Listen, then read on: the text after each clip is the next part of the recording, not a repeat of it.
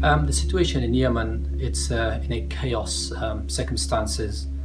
People are suffering and it's just going out of hand, and the health-wise of people are deteriorating because of the uncontrollable chaos situation that is at the moment affecting the Yemen in general. Some people within the city itself, they have run out of basic aid such as food and drink.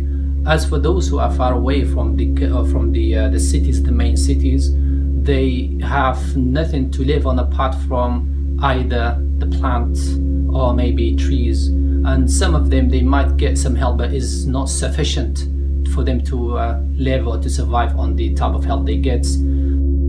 Life is like hell for them. They are suffering from all angles.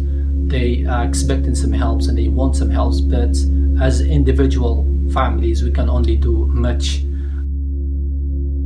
Donation is urgently required and needed, and we will appreciate if our Welsh fellows can participate in this great human aid.